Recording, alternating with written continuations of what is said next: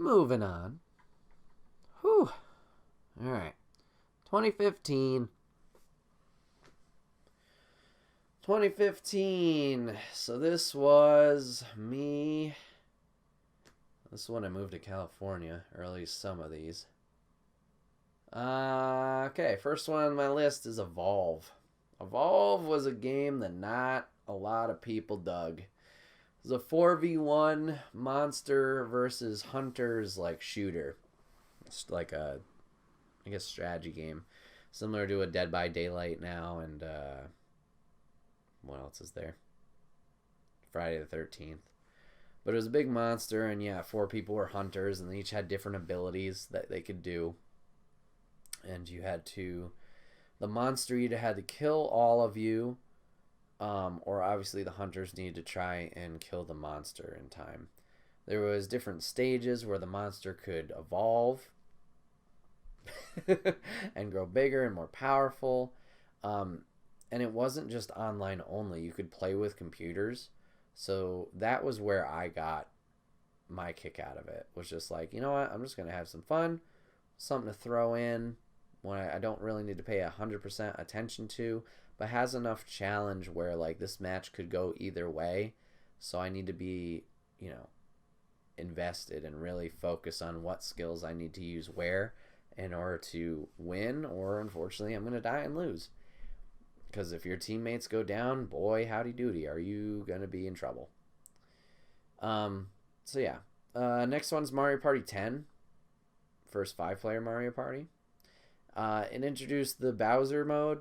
So one player could play Bowser as on the Wii U tablet against 4 people.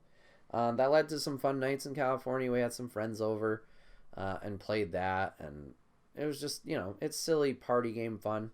It's a good time. It took what made Mario Party good and got it back to where it needed to be. Mario Party 9 was ass. Mario Party 10, if you just played the 4-player mode, was kind of booty. It was still like 9 where you're all sitting in the same car. But 10 with that game mode, I think Bowser mode is what saved it. With that 5-player aspect, it just made it... It was different and it was fun because of that. Next one's a big one because it just made such an impact on stream, but Life is Strange. Life is Strange is another one of those games like Wolf Among Us where it was very choice heavy, and your choices would affect how things would play out. You were a girl with supernatural powers where she could rewind time, so that was another mechanic of this game where you could kind of make choices and see how they played out. And then if you really wanted to, you could rewind, but you could only rewind so far. So if you let it go on too long, you were pretty much set on your path. But that, like I said, that was one that Stream really kind of sunk their teeth into, and people were invested. I remember, I think it was still episode 2, we ran into a problem where the main character's best friend was going to attempt suicide by jumping off a building, the school, and you had to go up there and talk her down. And we were able to do that, but the whole time everybody's just like, oh God, I don't think he's going to do it. Oh God, nope, that wasn't right. And we were able to get her down safely, but whew, man, that game was a ride. And the second one just released their last episode a couple weeks ago, maybe a month ago. So I'm very excited to get back into Life is Strange because now I can play all the episodes. That was the thing. They released it episodically. I knew I wasn't going to be able to wait in between. I just want to play it. Maybe it's the Netflix in me, or maybe it's just the game of like, I want to keep going. This thing is interesting. I'm not going to stop. So that would be something on stream that we plan. I think that'll be next month that we're going to be playing that actually. So I'm interested to see where that story goes and if it even follows Max, who was in the first one, the main character, if it follows somebody different. We mentioned Batman Arkham City earlier. Well, Arkham Knight came out in 2015, and this was another one that was just, how can you improve on City? You can bring it to next-gen consoles, you can improve the graphics, you can just build on top of whatever you already have and add new characters, add the fucking Batmobile as a tank that people hated but I loved. You do that. And Arkham Knight had a lot just kept doing what they needed to do. It had a compelling story, added more characters to it, add this very psychological aspect to the story because Scarecrow is the main villain, and you had the nightmare of Joker's death constantly haunting you throughout this game. God, a lot of fun. A lot of fun. And then top game for 2015, which is a game that I didn't even really feel excited about until I started watching a little bit more about it and then talking to Dio about it. But it's Mortal Kombat X. This is my first Mortal Kombat game. And the story, like I mentioned earlier with Injustice, was very cinematic. It was very engaging. It made you care about these characters, even though, like me, knew nothing about any of them. And it just, like, re-established this love for fighting games. Mortal Kombat X got me back into Marvel. It got me into Killer Instinct. It got me into exploring these different fighting games and trying to learn what to do instead of just smashing every button on the controller. This motion does this. This does this. This is a combo. This is a setup. Now, am I still shit at fighting games? Absolutely. Those take, a lot of time to get, and every fighting game is different. But Mortal Kombat X was a lot of fun, and just the memories of playing it or watching it being played, Maximilian Dude and his friends making their own movies about it. Solid time. Other releases in 2015 that get shout-outs. Shovel Knight was like a pixel platformer that was released then. That was a lot of fun. We played that on stream. Dying Light was a zombie survival game. Bloodborne, I still haven't beaten, but love the world in that. Man, that game is difficult and not for me. Well, it is for me. I just gotta do better at it. And Disgaea 5 was turn-based strategy game. Little anime characters that punch each other, cause magic, and do other stuff. But I watched Dio play it and instantly fell in love with the little characters and how funny they were. 2016 was a big year. So this was California and coming home. So top 5 for 2016. This next one, number 5, is kind of a cheat because it's not really a game. It's a plethora of games. PlayStation VR came out. That gets my 5th spot. I did not expect VR to be this fun. Obviously, early on, it was very experience heavy. It was very simple. There's a game that comes up later in 2017 that like blew everything out of the water for VR for me. But when it came out originally, there was Job Simulator, which was a lot of fun. What else was there? Job Simulator was the big one. Crap, I saw the list earlier. Batman Arkham VR was another one. But they were just like very simple experiences. Stand here, do this thing, do that. But the way it's kind of expanded and grown over the years, whether it's full VR games, whether it's Super Hot, whether it's Beat Saber, whether it's Surgeon Simulator, like, yeah, there's still ones where you're standing still or you don't have to move all that much. But just the amount of immersion the VR headset does, gets you into, that's why it earns a spot on this list for me. Next one's a simple one, but Stardew Valley. Stardew Valley came out on PC. It's on consoles now, but it's just a little farming game. Make a farm, put some crops in, go sell your crops, hopefully make your grandfather proud. Simple fun. Next one's a big one, but Overcooked. The game that took everybody by surprise. Just a multiplayer cooking game. Chop some ingredients, throw it in a pot, throw it in a pan, go deliver it. But the chaos that ensues there too. You got everybody yelling at each other to do this, do that. What's your role? What's my role? Why are you doing this? I'm supposed to be doing this. It was a fun little challenge. I still need to go back and beat Overcooked 1. I think I got right to the end where I have to beat the last level of each world, but I just didn't do it. But then Overcooked 2 comes down the road in 2018, and that's just a blast too. So Overcooked was a lot of fun. Next one is Doom 2016. This one, I know I said that rule earlier about re-releases. This is kind of a re-release, but also kind of like it's just a re-emergence of Doom. I didn't play it till later. I don't know if it was 2017 or 2018, but the amount of speed you have in that game, like, it's so much different than other first-person shooters where it's very clunky and slow. You have so much movement, and, like, you have to keep moving in Doom. If you stand still, you're gonna die.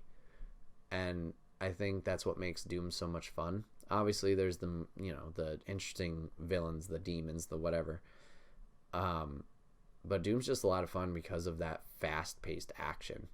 And Doom Eternal was supposed to release last month, this month, I don't know, but got delayed till March, I think. Oh, that's going to be a blast to play. Last one, if you know when games release, this one should be very obvious, but 2016 number one is Overwatch. I put like 200 or more hours into that game. I know some people who have put 1,000 hours into that game. That game is a game I did not expect to like.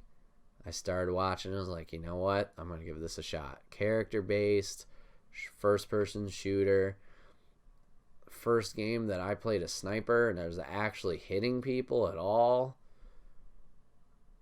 Man, that game is a lot of fun. It led to, all that Widowmaker art. I mean, there's plethora around. I'm, of course, pointing at the butt one, but we got that other art you can't see down here, but Lucio and Sombra. Not that I even play Sombra. Reaper. There's a lot of interesting characters that had good gameplay aspects to it and challenges. And they kept adding heroes to it. Seemed like every 3 months or so, they would add a hero. Maybe longer than that. I don't know. And then the cosmetics of the skins, like they got the winter event, they got the Halloween event, which had certain game modes or certain skins. You got the summer games where you can play pretty much Rocket League with your characters. Just that game was so much fun. And with the second one coming out, I was a little apprehensive just because I wasn't sure about, like, I put all this work in unlocking all these skins and stuff. You can get them in Overwatch too. Everything transfers.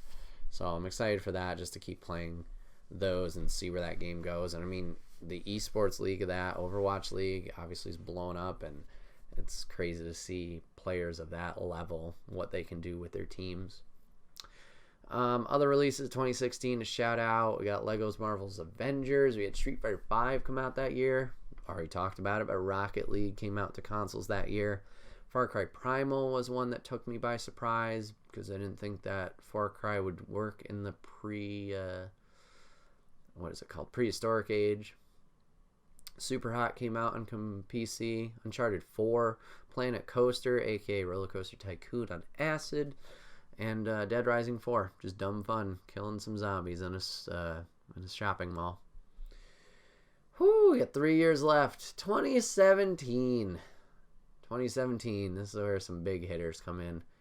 Yeah, there's some big hitters in the next 3 years here. So I only had 2 shout-outs for this one. 2017, number 5, Injustice 2. Just kept expanding on what Injustice 1 had done and MKX had done. NetherRealm, this was the first one they kind of like showed what they could do to facial modeling and animation. Like, if you get a chance, go check out Injustice 2's, like, just their cutscenes and just look at the faces. Like, it's insane how good they look, and it was a solid fighting game. Tons of fun. They had tower modes, so you constantly had something to do with either little modifiers or little challenges that would change. Some would change weekly, some would change daily. There was one that would change hourly. And they unlocked gear for you, so you could kind of customize your characters a little bit, which was a nice touch. And they still have one of the hypest DLC trailers ever when they announced the Teenage Mutant Ninja Turtles. That music that goes with that, always gives me a little chill when I listen to it. But Injustice 2 definitely up there. Cuphead, 2017. Man, that game is difficult. Platforming hell. Bullet hell. Drawn art style the whole way through. Back to like old Disney animations type. But yeah, shout out to Cuphead. A lot of fun. I mentioned this in the last year, but PSVR was blown away. Like, by this game, like, in a good way. Resident Evil 7. My first Resident Evil that I played, I didn't play in VR at first. I played off, like, normal game, and then it was made entirely for VR as well. And I tried playing that in VR, and man, I had to stop. I psyched myself out. I was like, oh shit, I know what's going to happen. I spooked myself way more than I need to. But immersion VR mode, Resident Evil 7, you feel like you're in that house. You are going to, every little creak, every little crack that you hear is terrifying. And if anybody is interested in horror or just like doesn't believe the immersion of VR, even if you only play Resident Evil 7 for 5 to 10 minutes, that opening house, man, it's real good. And yeah, that was a solid story throughout. It seemed like it was going to be its own thing and not link into the rest of the Resident Evils. It didn't until the end where another character popped in. But that was a lot of fun.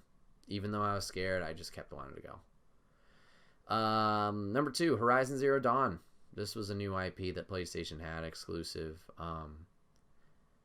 So get this. Futuristic,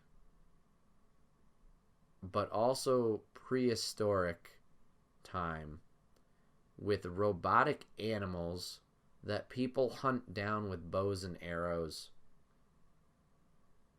That is Horizon Zero Dawn. You follow Aloy, that's who you play as, and you're just trying to figure out what is going on in the world. Why are these robots the way they are? I think you're trying to find your parents, maybe, because you're an orphan. But that game was a lot of fun. I remember playing that on stream. The funny thing about playing on stream, it's an open world game, so there's a lot to do. I never really upgraded my equipment all that much.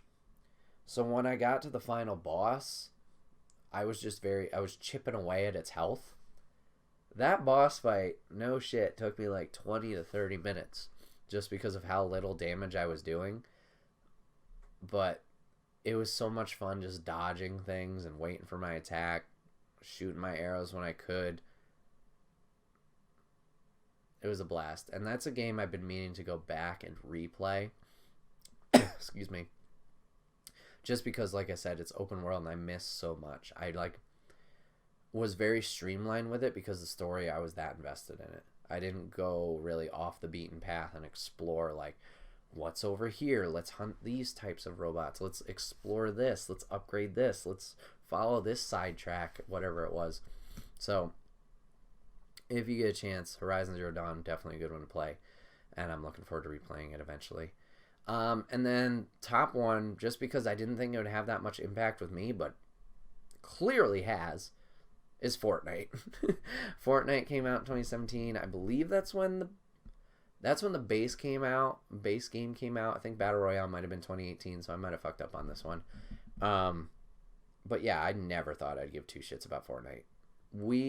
Charlie and I cared about it when it was first announced in Game Awards years ago, when it was the survival thing, because we were like, oh, this looks kind of cool. And we were all Gears of War back then, so when we saw Epic, we're like, yep, all right, I'm intrigued, I'm interested. But then it disappeared from the planet and then came back as this kids dancing around Battle Royale, shoot 'em up. And I was like, what? All right. And then I finally gave it a try, and I don't know, it was just a lot of fun. It was like the thing that was sweeping, everybody was swept up into it. And it was fun to hop into matches quick, even though you sucked. Play with your friends. We're still playing now. I just like unlocking the cosmetics. Obviously, Fortnite, I was able to compete at TwitchCon, which was an amazing experience, just feeling the atmosphere of that room of people chanting and the crowd and the setups of the computers and seeing the professional players or play it. Like, yay. That was something. So yeah, Fortnite definitely makes that list. Other shout-outs for 2017, Marvel vs. Capcom Infinite, the game that could but certainly didn't. And South Park, The Fractured But Whole, that was the sequel to Stick of Truth. Just more of the same, but it was superheroes this time, so Lord of the Rings. Good time. 2018, more big hitters. Number 5, Dragon Ball FighterZ. Dragon Ball Z, but more with Marvel vs. Capcom? Oh my god. Fast-paced action, explosions. The art style looked just like the anime and the cartoon. There's a lot of Gokus and a lot of Vegetas, but other than the repeat of characters, that game was great. Unfortunately, it's kind of hit a wall and hit a ceiling, but for the time being, that was like the next big thing, with how fast and crazy the action was in that game. Number 4 is one that just consumed a shit ton of time for me, and I just platinumed it, finally. Fallout Shelter. Another game I was tardy to the party, and I was just like, you know what? It's free after it was a Game Awards. I was like, it's free. I'll give it a try. And it was just, here's base management, the game. And, yeah, there was that might be another one that's like 100+ hours put into that game. Just manage your people, build a civilization. It's all time-based because it came from a mobile game, so that aspect sucked when you didn't have anything to do. But yeah, it definitely earns a spot. It's a time sucker for sure. But yeah, now that I've platinumed it and 100%ed it, I'm like, you know what? It was a good run. It's time to put it to bed. But it definitely earned its spot. Next one is Spider-Man, the Spider-Man game that came out on PlayStation 4. I beat that maybe a couple months ago. It's just a great Spider-Man game. You feel like Spider-Man swinging around the city. And there's games that do that well, and there's games that do not do that well. There was quite a few Spider-Man games that just were not great. But this one's got good story. It sets up a lot of villains. It has a lot of villains. There's the main quest line, but then there's side stuff with other villains. It took what Batman Arkham did for Batman and put it for Spider-Man. Not much I have to say about Spider-Man, but that was a good game. God of War, the fourth one or the first one, however you want to look at it, the reemergence of Kratos in the Norse mythology, adding his son to it. That game was just very cool in that it took everything and made it one single camera shot. So when it went to a cutscene, that was the game. When it came out of the cutscene, you're right into it. The adventure with Kratos for this edition, just great. I can't recommend it enough. The ending, I won't spoil it because it's still relatively new, but I didn't see that coming, and it sets up a lot of things for obviously potential sequels, as things kind of need to do. But also seeing the progression of the characters, Kratos and Atreus, his son's relationship throughout. Like, if you've played any of the God of Wars or just even know of Kratos, obviously he's the big rage monster, but seeing him struggle with that in this game and kind of grow as a teacher and raising his son, it's cool to see. Makes you care. And then last one for number 1, 2018 is Far Cry 5. Another Far Cry, top of the list. Shocker. Far Cry 5 had a very, very interesting story of a cult church that was warning of the end of times, pretty much. And it was in America. It was like the Midwest. And you were just like, no, okay, we got to stop whatever this is. They're getting too powerful. They're making threats. And you slowly going from their encampment to encampment, taking down this cult family and getting to Joseph Seed, the last one, and like hearing their messaging throughout and their programming of seeing like what they're doing. Like one relative would embody you to be a better person. One would like use hallucinogens to like help shape you to be different, and one was like conditioning you. It was weird. Like they each had their own like mental game that they would play with people. So you had those 3 different mini bosses, and then main boss of Joseph, and just hearing their messaging throughout of like what they're trying to do and what word they're spreading. It made another good or great villain of the Far Cry series. It got a sequel. I still need to play it, but it follows up after that game like a couple years later, so I need to check that out and see where that story goes to. Other releases that came out 2018 that are shout out were the Monster Hunter World. Didn't expect to like that game, but that's a very grindy game, but it's a good time running around hunting the beasts. Detroit Become Human, another choice-based like very story/movie like style game. So if you're interested in like interactive novels, I guess is a way to put it, but just like interactive, kind of like choose your own adventure books, but in a movie format, like that's definitely for you. Overcooked 2, Assassin's Creed Odyssey, which I've been playing on stream lately. Bendy and the Ink Machine was fun. And then Super Smash Bros. Ultimate, just because it's the epitome of Smash Bros. It's everybody's in it who we've had ever, and all the maps and all that stuff. And last but not least, to wrap it up, 2019. Whew! Number 5, Concrete Genie. Simple indie game. You're a kid trying to save the town. It's all dull. There's this dark energy that's like possessing the town and ruining it and making it negative energy filled. And you just paint. You just pretty much paint with a magic paintbrush to make light in the world and bring back happiness to your town and save it. And it's a very simple game, but it's got a powerful message to it, and its characters, and it's a good time. Next one, Apex Legends. This is another one in the Battle Royale genre. Respawn Entertainment, the people who made Titanfall, made this one. This one is a 3-person one. That game is quite a bit of fun. They know how to make shooters. And this one feels like a shooter, while Fortnite's a shooter too. I don't know, it feels different. It feels like more of a Call of Duty type like intensity to it. Like run, slide, jump, dash, do this thing. Your characters have powers where you can use those, and there's more impact to everything as to Fortnite, where it's more cartoony, and it's a lot of fun because of that. That's another game I want to invest and get better at, but I think I'd like to do that with people, and unfortunately I don't have people to play with. Recent one that I just beat on stream, but Link's Awakening had that much of an impact on me.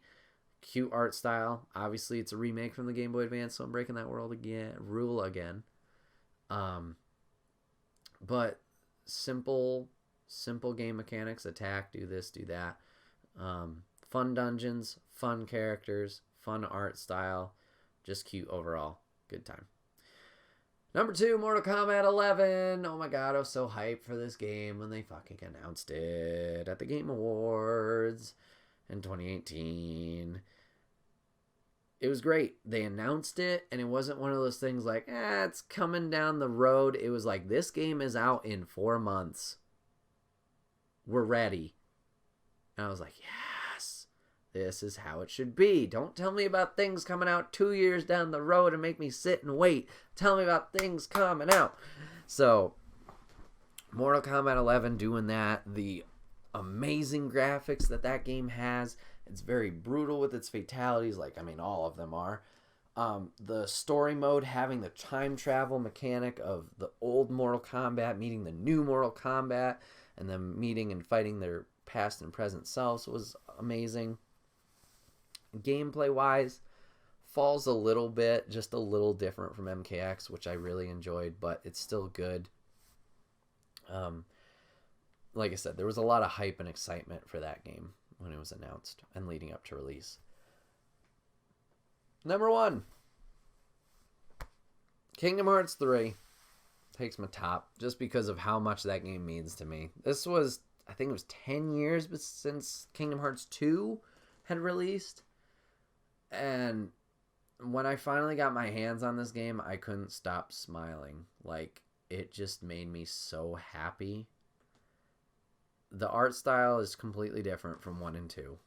That took a little getting used to. But the combat is so smooth. It's so exciting. There's just... it's the silliest things that make you smile. Oh my God, we're going to Hercules. Like, we're going to Olympus again. We're going to this world. We're going to Monsters, Inc. for the first time. We're going to the Pirates of the Caribbean again. We're going to Winnie the Pooh land. We're going to fucking Frozen land. Those make you smile. And then seeing they added in like the theme park rides, so you can do attacks in the teacups. You get in a teacup and you're bashing around. You can do a carousel. You can do the pirate ship. You can do the Buzz Lightyear blaster thing. Like, just how seamlessly the combat flows from I'm swinging my Keyblade to I'm doing this theme park ride to I'm summoning a million fireworks with Donald to shoot all around of us. It just flows so well, and it makes every fight feel very fun, but also like compelling, I guess. I still haven't beaten it, just because I kind of took a time off from it because the next thing distracted me.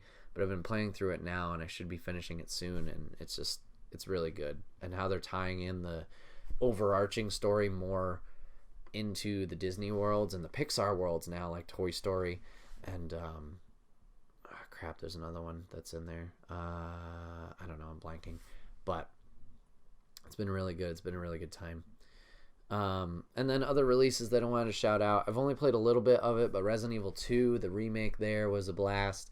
Power Rangers Battle for the Grid, it was a really fun Power Rangers fighting game. Marvel Ultimate Alliance 3 was a return to that franchise as well. That's been fun. And then Borderlands 3. Just more shooting, more pew-pew-pewing, more looting. Whew. Wow.